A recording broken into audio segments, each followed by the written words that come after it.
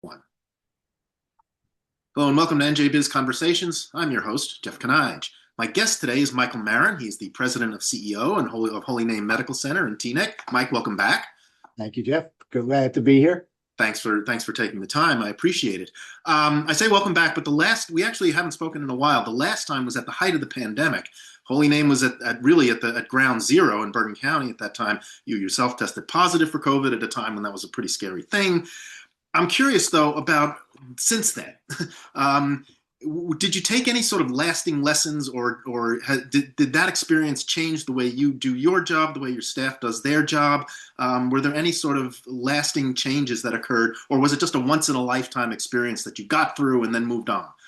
Oh no, we absolutely incorporated a large amount of improvements, changes, not just in facilities and workflows, but critical thinking and how we approach, day in and day out, daily problem solving. There was a silver lining in terms of the improvements and efficiencies that we can make in how we deliver care that came out of COVID. Okay. I actually have heard that before. A lot of it was technology. Was that your experience too? The adoption of new technologies and getting up to speed very quickly on that sort of thing? That's right. So technology is absolutely a big part of it, but some of it's just practical stuff that for years we took for granted.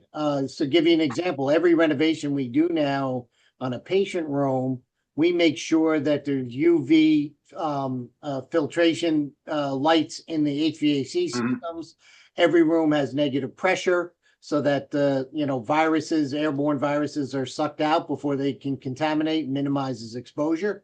And probably one of the bigger ones, which was a simple thing that one of our ICU nurses suggested at the height of the pandemic to help us save on PPE, is every room should have a pass-through to the outside, a secondary set of medical gases on the outside, and a window into the room so that nurses can stand outside with their IV trees and can stand outside with their monitors and whatnot, and not have to don and doff PPE and put themselves in harm's way if you have an infected patient.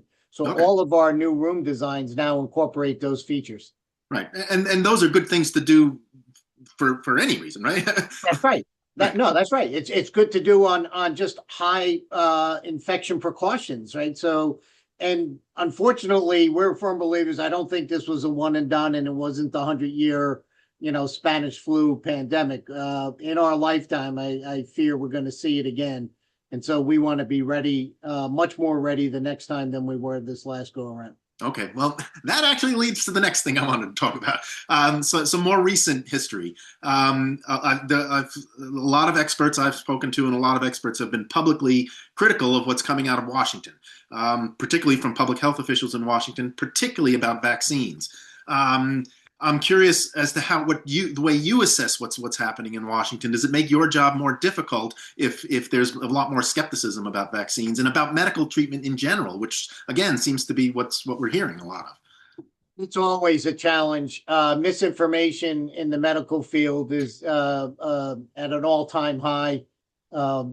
Now, whether it's the source is the government or Google or AI, ChatGPT, people are questioning and trying to self-educate.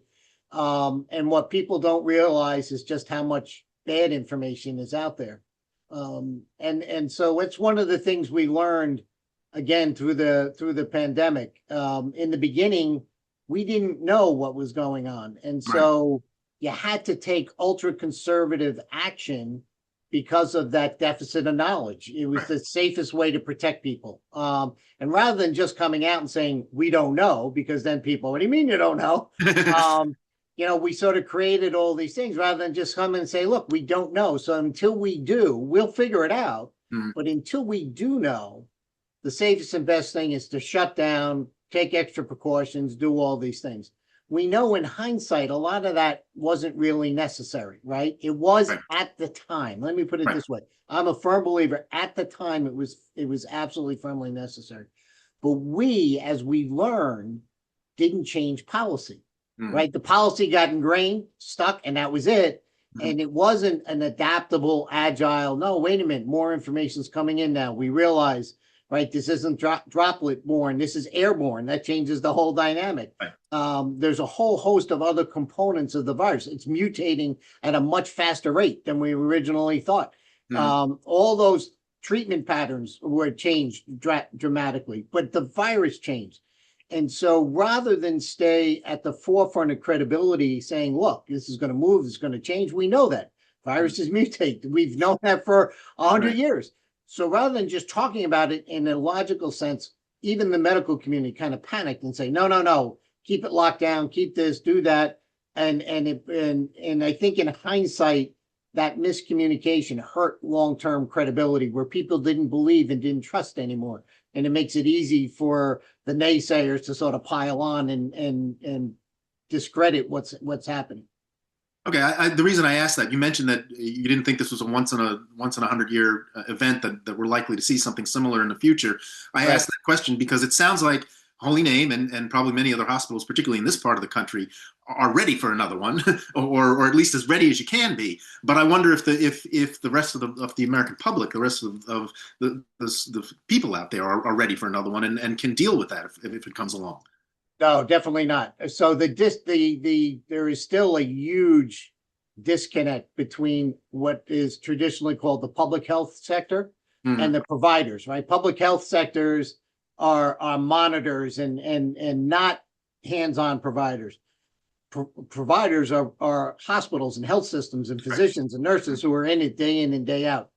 It was one of the points of confusion during the pandemic where all of a sudden public health individuals took on the role of being a provider, and like, that's not your role. You're actually not very good at it. You should let us do that, right? And at the same time, there were a lot of providers who were more than willing to wash their hands and say, hey, great, this is dangerous. You want to be the provider? I'll stay on the sidelines. Right. And that doesn't work. So defining roles, who should do what, I'm a firm believer. Every hospital, especially in New Jersey, the majority of them are nonprofits. We have a responsibility to the community. We should step up when those crises happen, take on that responsibility, and take care of your community. It's what we're here for. It's why we exist. And don't abdicate that responsibility to somebody else just because it's convenient. Okay, very good. Switch gears a little bit, talk about something a little more positive. Back in the summer, Holy Name received a $75 million donation. It was the largest ever for a Catholic hospital, second largest ever in New Jersey. Big number. So the question is, what are you going to do with all that money? Well, so right now that money is serving as seed capital, even though it's unrestricted. We're keeping it and just using earnings and treating it like an endowment. Okay. The benefit is multi-pronged. First and foremost, it was a confidence booster in the staff here that someone felt that strongly about Holy Name and how we do things and what we do that they would give us such a large gift. So that was tremendous. And when I say that, it's the medical staff and the nurses and the techs and everybody right through the entire organization. So that was a wonderful piece of it. The other is to the community, to the people we care for, that all of a sudden they say, wow, I didn't realize someone thinks that highly of Holy Name that they would give them that kind of money. Maybe I should try it. Maybe maybe I missed something. It's better than I thought. And so that community benefit is important. And then the other is hopefully it stimulates other philanthropically inclined individuals to say, wow, I don't have 75 million, but I can make a nice large gift to Holy Name and it can absolutely incentivize others. And we've already seen that. So there's been numerous other people in the community who have stepped up and made, significant gifts as a result of the confidence that large gift gave, right? People want to give when they know that someone's going to be around, and they want to give to winners, and that set all those fields in motion. And we hope that we'll continue to do that for a long time. Okay, very good. I was asking that because I don't have to tell you, there's a lot of challenges in facing your industry these days. I've heard the litany myself, starting with difficulty in recruiting and retaining skilled professionals, nurses and physicians in particular. Does this kind of gift help you do that? If not, how are you dealing with those kinds of things? But let's start with that. I mean, there are others, but let's start with that issue in particular. So it can. So the gift can help because it's unrestricted, and again, if we needed to, we would use it to endow chairs in our new graduate medical education program Sure. and help offset the cost of the residents that are coming in. So there is some direct wage and salary benefit. The workforce challenges are real. Mhm. The really above market escalation in terms of compensation across the board for the workforce is unprecedented. In my 40 years in New Jersey doing this, 38 years at Holy Name, I've never seen this kind of wage and salary pressure. It's just unprecedented. And the problem for us is we don't get to set our prices. We don't Right. get, so pricing's fixed, whether it comes from the government or it comes from the commercial payers. And if you're giving out raises because your competitors are, or the market's demanding it, and the financial side isn't giving you the same kind of adjustments, margins deteriorate real fast. They're razor thin to begin with. The other challenge in that is productivity. There's a generation of physicians and nurses who are retiring that had a totally different work ethic than the newer generation that's coming in. And it's one of the bigger challenges. It's a job or functions that one person used to be able to do or handle Mhm. now need to be split between two and sometimes three people Oh, really? because the work ethic's just not the same. It's the work. It's the ethic rather than training or education or lack of skills. Yeah, no, it's actually it's time, right? Some of that it takes time, and it takes a willingness to say, I'm going to take full responsibility for this, right? So as we get very granular in defining roles and jobs, and you do this and you don't do that, but you can do that. And if you do that, you're going to save time. And this patient, this client is going to be a lot happier. People don't think that in the older generation, that was like, no, I do whatever it takes. I want to take care of the person. I know I can do this. I'll do it. Let's just get it done. Time is an important factor. That doesn't seem to, time works in a different way with this newer generation. It's balance of life, which is not a bad thing. I'm a big Right. proponent of that. But Mhm. while you're here working smarter, working efficiently, going that extra mile, that's important. And we're kind of losing that in the younger generation. Okay. All of that, I think, sort of doesn't bode well for another issue, which is affordability. I mean, that was a huge issue in the gubernatorial campaign we just went through here in New Jersey. Rising costs. It sounds like there isn't really much relief on the horizon for that, is there? No, there isn't. The whole financial mechanism, as you know, my background is finance, and the whole financial mechanism, not just in New Jersey, across the country, is more broken today than it's ever been. Mhm. And what it allows is for cherry picking of niche services where you can make out well because of the brokenness of the system. But ultimately, the employers suffer, and because they're paying the bill a big chunk of the time, and the patients suffer because they're paying the bill. And that becomes a big problem. Okay. Can technology play a part in any of these things? Because again, I've talked to some of your peers, particularly with the advent of artificial intelligence. There's a lot of time saving that can go on with technology. Are you finding that, or is it just too difficult to sort of synthesize all that and get it working the way it should be? No, Again, no, all the guardrails and everything else that's necessary to protect patient privacy and retain the human touch and all those kinds of things.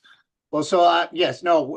As you also know, Holy Name is the last hospital in the country that still develops and writes its own software. Right. Everybody has stopped doing that years ago. We've continued on. We're big proponents of that. So I do think there is a major role in technology adding to efficiencies. I think AI absolutely has an accelerated component to it that's going to help bring those realities sooner. But with that comes great danger because we're moving so fast and people don't understand it.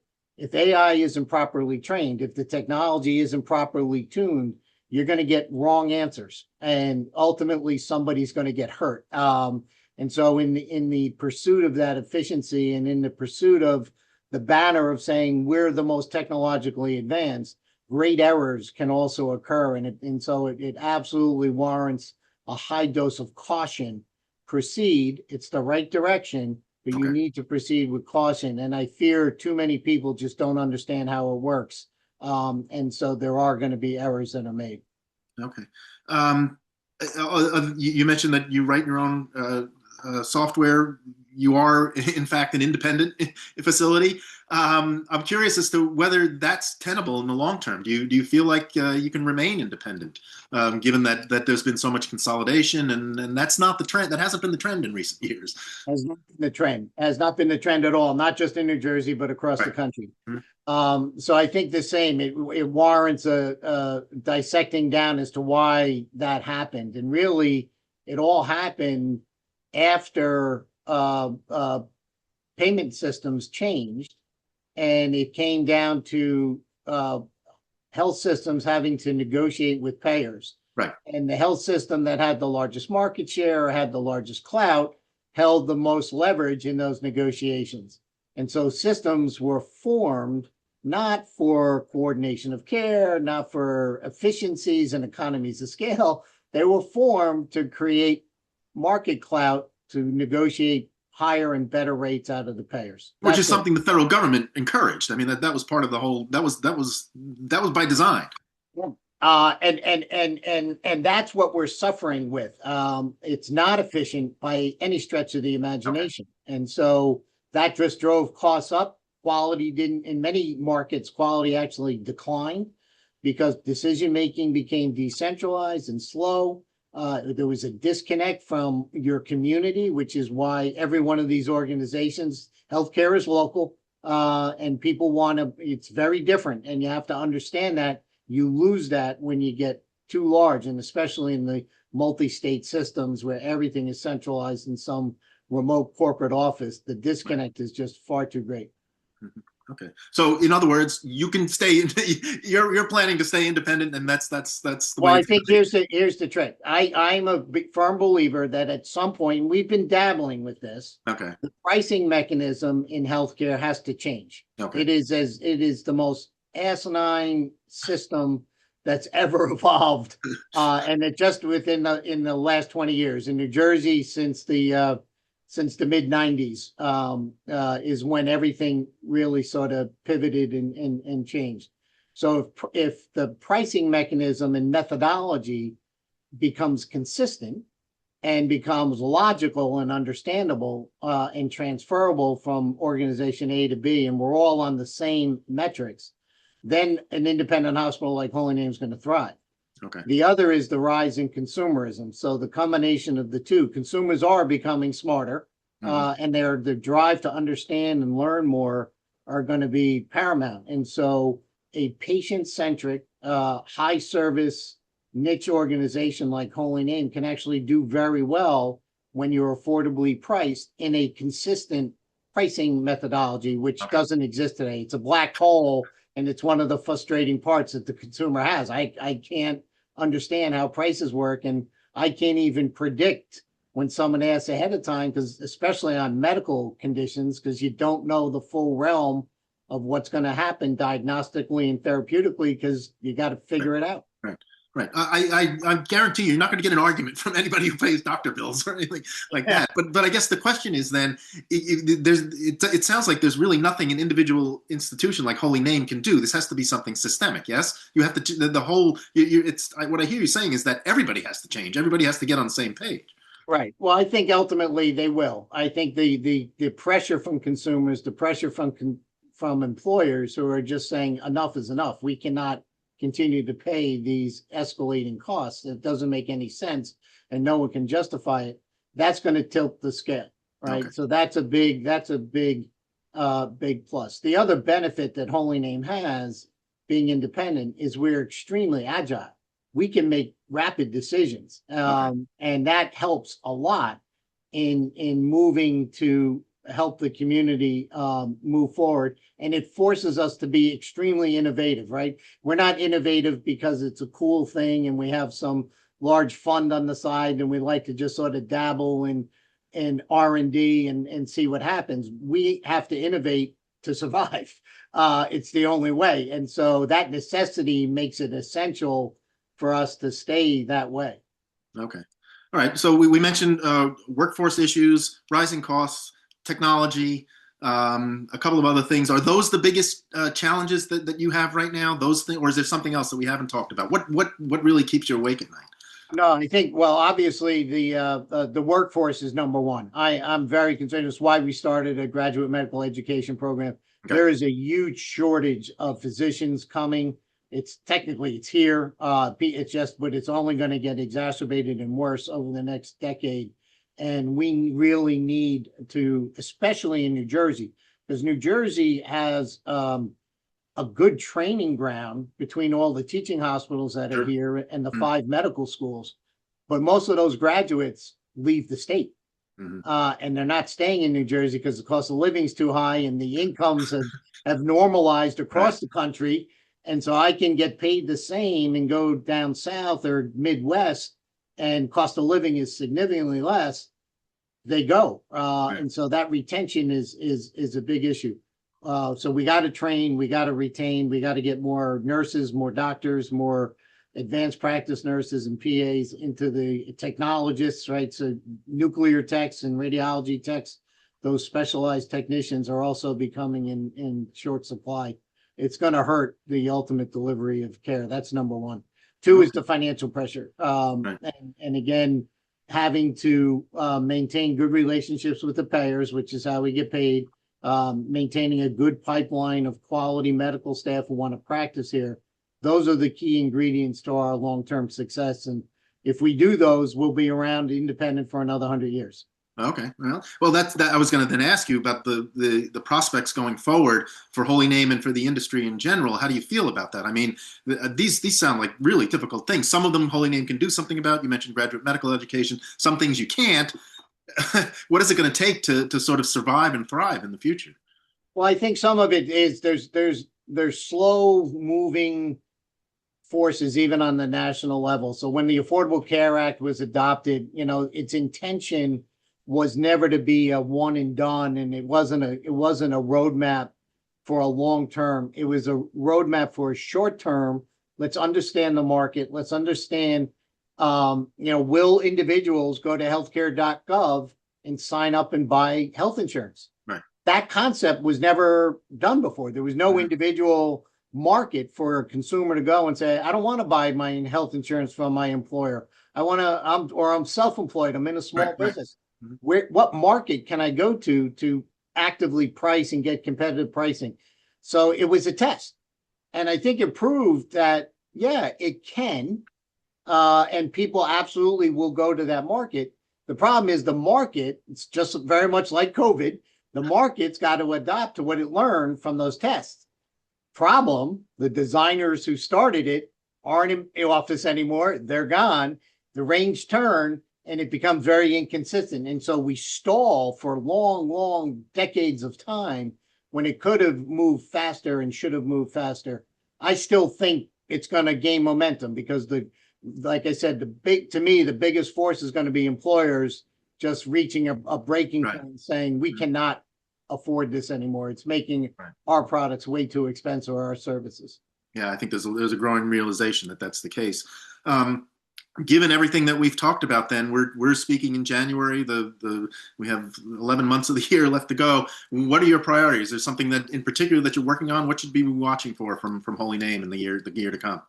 So our priorities at the moment are graduate medical education. We're the newest program in decades in New Jersey in terms of independent ACGME certified on our own. It's not an extension of an existing program. That happens all the time. This was an independent filing startup of a new program. And so getting that residency up and running, the first batch of residents arrived last July, the second coming, the match is in March, and then the second batch will show up in this coming July. So growing that is number one. Dealing with the workforce challenges, number two. And advancing our own technology. So we have some interesting developments here in what started as a revamp of what we thought was a modern electronic medical record because of AI and its acceleration, because we're embedding AI, not wrapping it around, and systems operate very, very differently when you do that. It's really become more of an operating system. It's Okay. how do you, and it's a care coordination system, not a billing system.